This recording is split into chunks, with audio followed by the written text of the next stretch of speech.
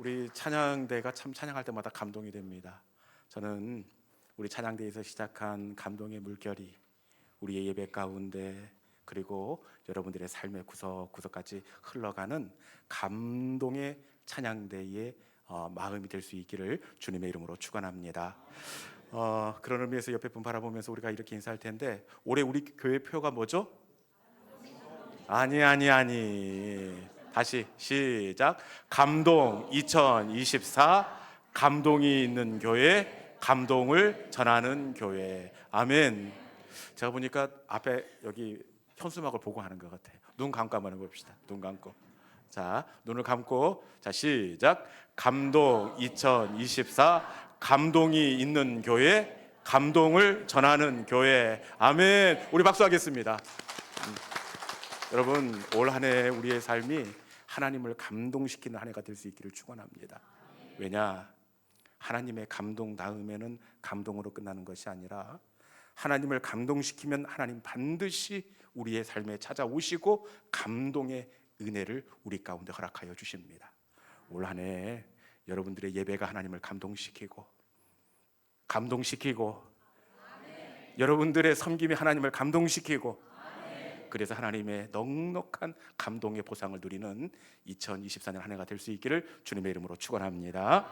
지난주에 우리는 이 두로와 교회 이야기를 함께 나눈 적이 있습니다. 두로와 교회의 바울이 말씀 사경회를 하는데, 마지막 날 이 3층에서 말씀을 듣던 젊은 청년이 아래로 떨어져 죽고 말았습니다. 예배 중에 이런 일이 일어났으니 교회도 큰일이고, 그리고 젊은 청년 집에서는 이게 어떻게 해명을 할 겁니까?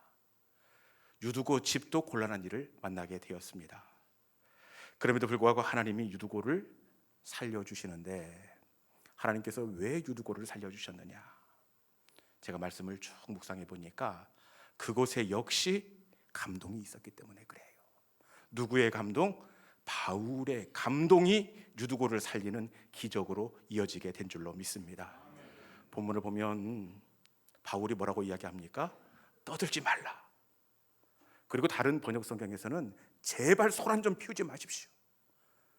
이런 말씀의 뉘앙스로 봤을 때 떨어진 유두고를 놓고 이런저런 무성한 이야기가 있었던 것 같아요.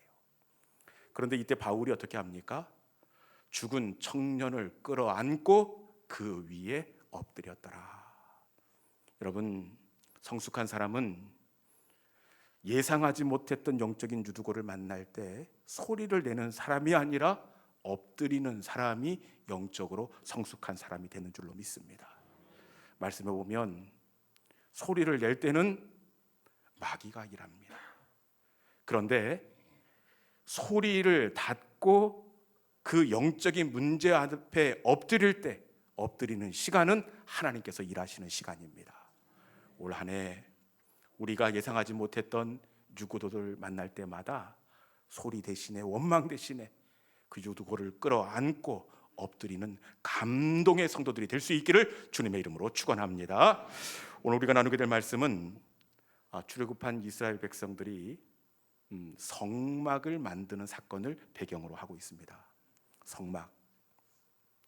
성막은 사실 이 만드는 것이 문제가 아니라 읽는 것도 시험이 되게 생겼습니다.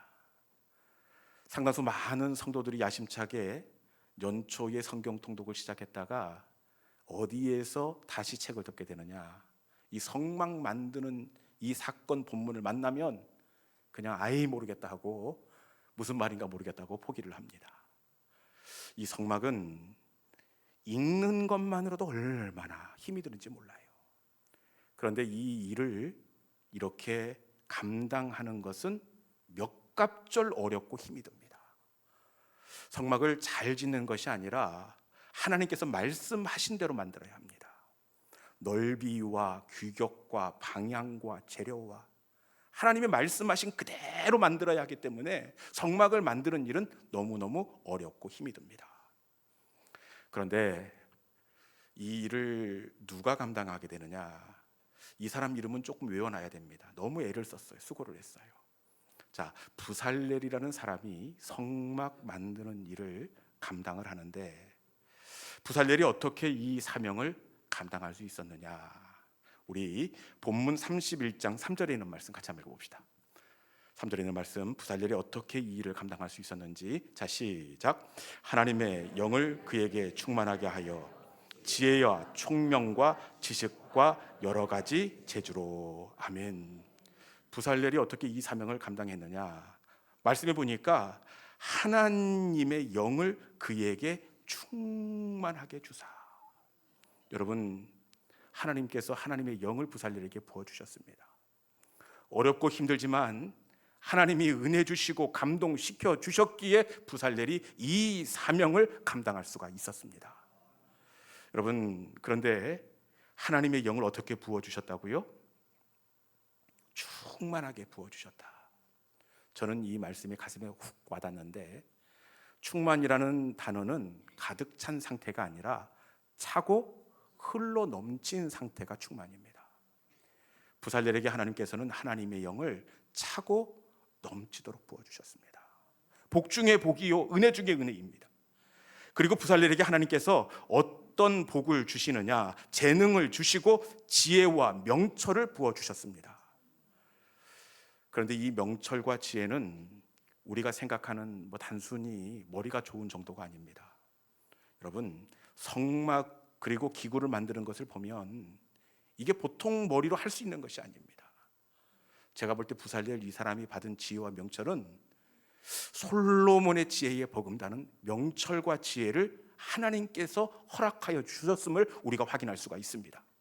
저는 이 예배의 자리에 나온 여러분들 가운데, 여러분들의 자녀 가운데 이 명철과 총명의 은혜를 부어주시는 은혜와 복이 있기를 주님의 이름으로 축원합니다. 그리고 하나님께서 이 부살렐에게 쏟아 부어주시는데 무엇을 부어주시느냐? 이 사람을 붙여주시더라고요. 만남의 복을 하나님께서 허락하여 주십니다. 성막 만드는 일, 머리 좋은 부살렐만 감당할 수 있는 것이 아니라 이거 어떻게 혼자 감당합니까? 그런데 뒤쪽에 보면 오홀리압이 따라 붙고, 그리고 그 뒤에 무수히 많은 동역자들이 성막 만드는 일에 동참하고 있음을 우리가 읽어낼 수가 있습니다. 그리고 하나님께서 어떤 복을 주시느냐? 이만큼도 참 넉넉하지 않습니까? 하나님의 영을 주시고 지혜를 주시고 재주를 주시고 명철을 주시고 사람을 붙여주시고. 근데 부살렐의 복은 여기서 그치지 않고 하나님께서 어떤 복을 주시느냐? 이 물질에 차고 넘치는 복을 허락하여 주시는데, 출애굽기 36장 4절 5절, 물질을 주시는데 그냥 적당히 주시는 것이 아니더라고요. 4절 말씀 한번 읽어볼까요? 자, 시작. 성소의 모든 일을 하는 지혜로운 자들이 각기 하는 일을 중지하고 와서. 지금 성소의 일을 담당하고 있는 부살렐의 동역자들이 일을 멈추고 모세를 찾아왔습니다. 왜 찾아왔을까요? 그 다음 절 5절입니다. 자, 시작. 모세에게 말하여 이르되 백성이 너무 많이 가져오므로 여호와께서 명령하신 일에 쓰기에 남음이 있나이다. 아멘. 아멘입니까? 네. 어떤 이유로 찾아왔느냐? 이 이스라엘 백성들이 성소를 만들 물질을 이렇게 봉헌하게 되는데, 말씀 끝에 보니까 쓰기에 남음이 있나이다. 너무 많이 가져오므로. 여러분, 쓰기에 남음이 있고 너무 많이 가져오므로. 그런데 앞쪽에 보면 더 충격적입니다. 일하는 사람들이 모세를 찾아와서 이 주어진 일을 감당하지 못할 만큼 이 가져온 그 예물을 계산하느라고 일에 진척이 안 되는 겁니다. 그래서 모세를 찾아와서 제발 그만 가져오시라고. 우리말로 말하면 사업이 너무 잘 돼서 밤에 돈을 세다가 잠을 못 자는 상황입니다. 저는 우리 성도들 가운데도, 목사님 사업이 너무 잘 돼서 밤에 돈 세다가 제가 철야를 했습니다, 이런 소리 들을 수 있기를 주님의 이름으로 축복합니다. 여러분, 참 부럽지 않습니까?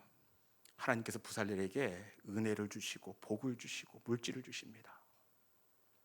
그런데 부살렐 이 사람이 참 질투가 나는 이유가 또 있는데, 그것은 바로 이 부살렐을 하나님께서 어떻게 하시느냐? 지명하여 불렀기 때문에 그렇습니다. 2절 말씀에 보면 어떻게 되어 있습니까? 부살레를 지명하여 부르고 이렇게 되어 있습니다. 지명하여 부르고.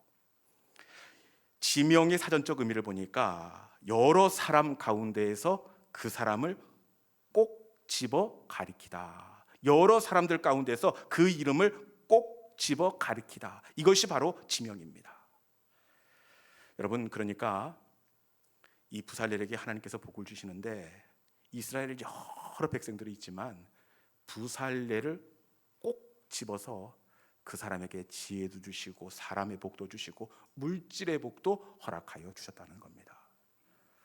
도대체 부살렐은 무슨 일을 했기에 하나님께서 꼭 집어서 그에게 이런 어마어마한 복을 쏟아부어 주셨을까요? 왜 그랬을까요? 이 정도 복을 받으면 그 전에 부살렐이 이런 헌신을 하고 이런 용서를 하고 이런 봉사를 하고 그래서 하나님께서 이런 복을 주셨다 이런 말씀이 나올 법도 한데 성경은 단 한 곳도 부살렐이 복받은 이유에 대해서 언급을 하지 않습니다. 그런데 부살렐이 이런 은혜를 누릴 수 있었던 단 한 가지 이유를 2절 말씀에서 밝혀주는데 부살렐이 어쩌다가 이런 은혜와 축복의 사람이 되었는지 2절에 있는 말씀 같이 한번 읽어봅시다. 자, 시작.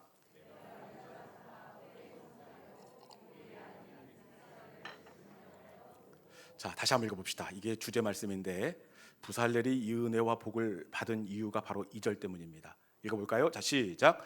내가 유다 지파 훌의 손자요 우리의 아들인 부살렐을 지명하여 부르고. 아멘. 지명하여 부르고 그 앞을 보면 지명하신 이유를 우리가 확인할 수가 있는데 지명하여 부르고 그 앞에 어떻게 되어 있습니까? 훌의 손자요 우리의 아들인 부살렐을 지명하여 부르고. 부살렐이 복받은 이유는 훌의 손자요 우리의 아들이기 때문에 내가 콕 집어 복을 주었다 이렇게 말씀하고 있습니다. 특별히 부살렐이 이 축복의 주인공 될 수 있었던 것은 이 할아버지 훌의 손자였기 때문에 그렇습니다. 여러분, 이 할아버지 훌이 어떤 사람인지 궁금하지 않습니까?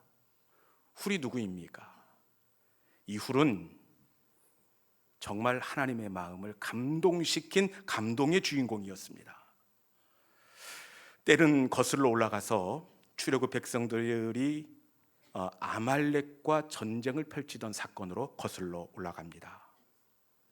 여호수아는 군대를 이끌고 전쟁터로 나가고 그리고 모세, 아론과 훌은 기도하러 산으로 올라갑니다. 이때 모세와 동행했던 사람이 바로 부살렐의 할아버지 훌이었습니다.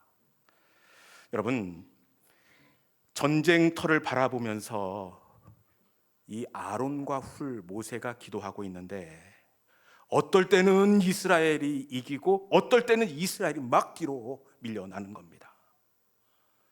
어떨 때는 치고 나가고 어떨 때는 뒤로 막 후퇴하는 겁니다. 이 어떨 때가 언제입니까? 그렇죠. 모세의 기도의 손입니다. 기도의 손이 올라가면 이스라엘이 이기고 내려오면 적군이 파죽지세로 쳐 들어오는 겁니다. 그러자 이 할아버지가 어떻게 하느냐? 출애굽기 17장 12절에 있는 말씀입니다. 출애굽기 17장 12절에 있는 말씀 우리 같이 한번 읽어보도록 하겠습니다. 자, 시작. 모세의 팔이 피곤함에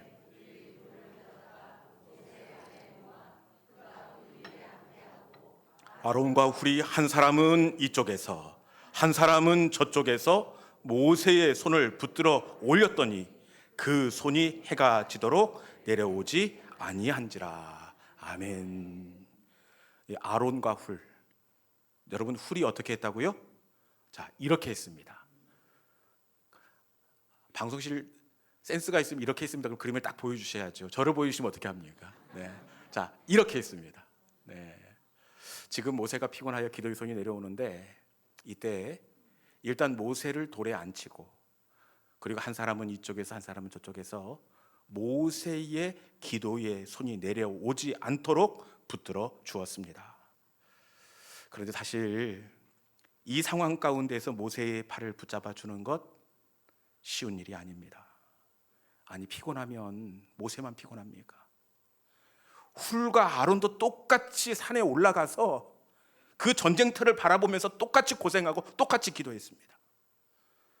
지금 아무리 피곤해도 그렇지, 당신 모세 손에 이민족의 운명이 달려있는데 어떻게 기도의 손을 내릴 수 있냐고, 똑바로 안 들으냐고, 그러고도 당신이 지도자냐고. 여러분, 이러기가 쉽지 않겠습니까? 그런데 훌이 어떻게 했습니까? 돌을 가져다가 모세를 그 위에 앉혔습니다. 어떤 돌일 것 같습니까? 바쁘니까 맛 좀 봐라 하고 뾰족한 돌, 그 돌 갖다가 일부러 모세에게 이렇게 앉게 했겠습니까? 제가 아는 훌을 볼 때는 아마 모세가 앉기에 가장 편안하고 안락한 그 돌을 찾고 찾아서 그 위에 모세를 앉혔을 것이 분명합니다.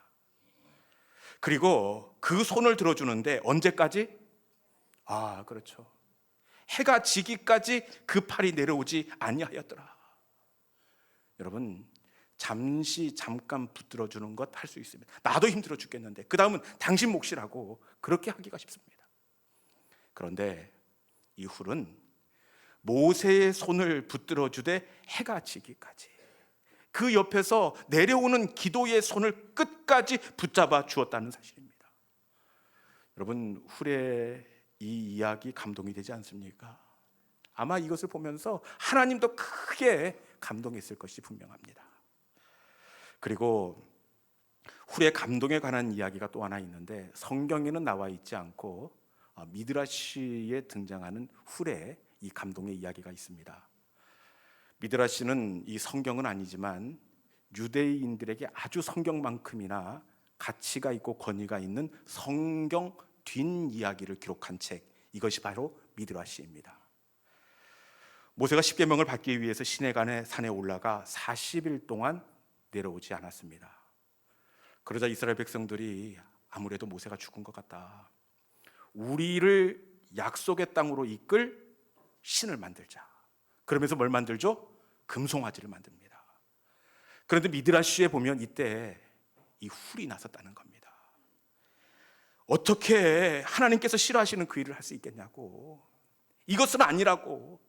그러면서 양손을 들어서 그 우상 만드는 일을 반대하다가 그만 그 이스라엘 백성들이 던진 돌에 맞아 순교했다는 내용이 미드라시, 아주 신빙성 있는 그 책에 등장하고 있습니다. 여러분, 훌 순교를 했지만 정말 감동이 되는 그런 사람 아닙니까? 부살렐이 많은 사람 가운데에서 지명하여 콕 집어서 그 이름을 불러주고 그에게 넘치는 은혜와 복을 허락해 주신 것은 바로 할아버지 훌의 감동이 있었기 때문에 그렇습니다. 하나님은 훌의 감동을 감동으로 끝나지 않게 하시고 축복이 되어서 자녀의 삶의 자리로 흘러가게 하셨습니다. 꼭 집어서 그 이름을 불러주시고 하나님의 영, 지혜, 명철을 넘치도록 허락하여 주셨다는 사실입니다. 제가 보니까요, 부모님의 감동은 감동으로 끝나지 않고 반드시 은혜가 되어서 가정으로 흘러가게 되어 있고 자녀들의 삶의 자리까지 이렇게 흘러가게 되어 있는데, 출애굽기 20장 6절, 하나님께서 이렇게 약속을 해놓았기 때문에 그렇습니다. 출애굽기 20장 6절에 있는 말씀 같이 한번 읽어보겠습니다. 자, 시작. 나를 사랑하고 내 계명을 지키는 자에게는 천대까지 은혜를 베푸느니라. 아멘. 언제까지? 천대까지 은혜를 베푸느니라. 감동이 언제까지? 천대까지 은혜를 베푸느니라. 가문을 타고 내가 흘러가게 하겠다, 그렇게 약속해주고 있습니다. 감동은 나에게만 고여 머무는 것이 아니라 천대까지 은혜를 베푸느니라. 가문을 타고 흘러 들어가게 되는 줄로 믿습니다. 여러분, 아브라함의 감동, 아브라함에게만 머물지 않더라고요. 아브라함의 감동이 이삭에게 흘러갔고, 이삭의 감동이 야곱에게 흘러갔고, 야곱의 감동이 이스라엘 12지파 야곱의 자녀들 가운데 흘러가게 된 줄로 믿습니다.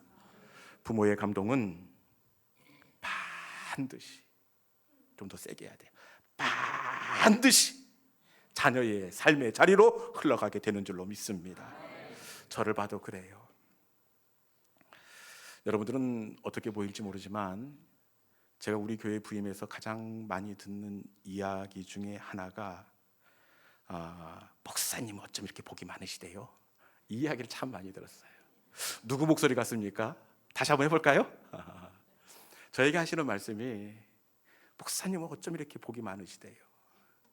거치는 것도 없고 매주일 새 가족이 몰려오고 그리고 말씀도 얼마나 좋은, 이건 제가 붙인 이야기입니다.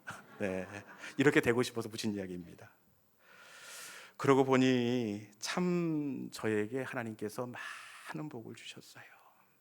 요즘 목회가 어렵고 교회 분위기가 어둡고 그럴 터인데 하나님께서 제가 생각하지도 못했던 이렇게 평강과 그리고 은혜를 우리 교회 가운데 허락하여 주셨는데, 이 은혜를 누릴 수 있었던 비결이 어디에 있느냐?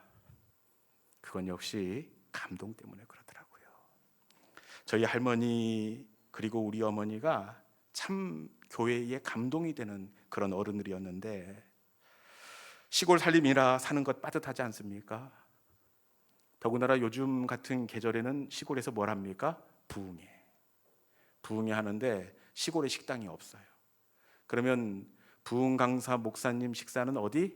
우리 집. 교회 종탑을 세워야 되는데 목사님이 누구만 보느냐? 우리 집만 봅니다.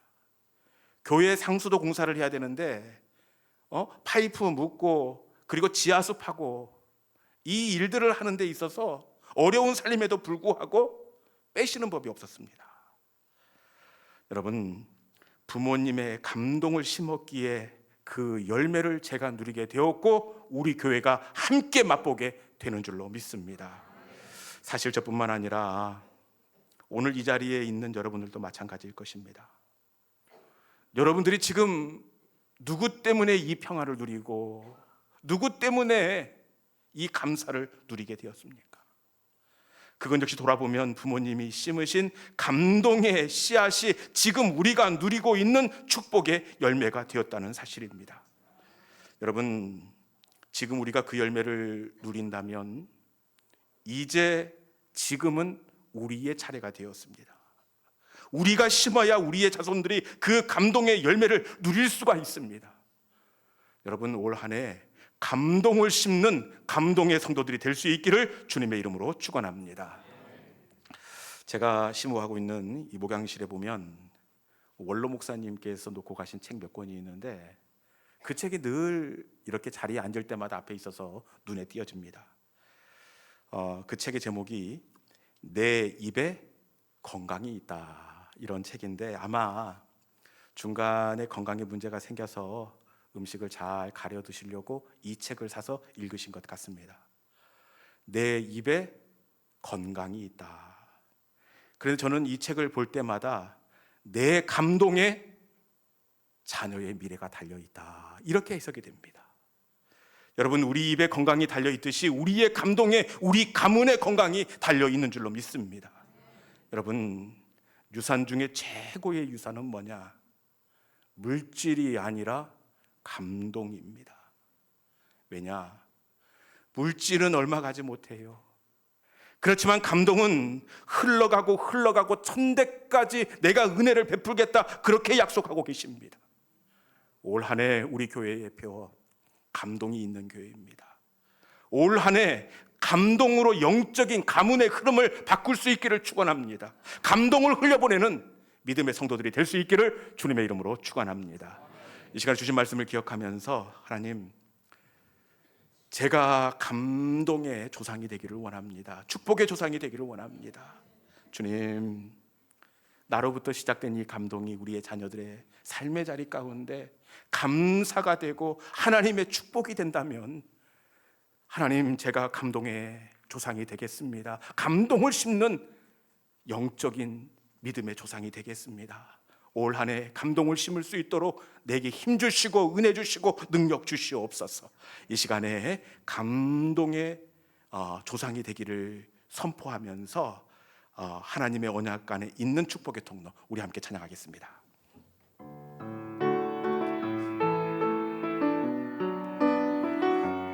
여러분, 감동을 심는 축복의 조상이 되옵소서. 당신은 하나님의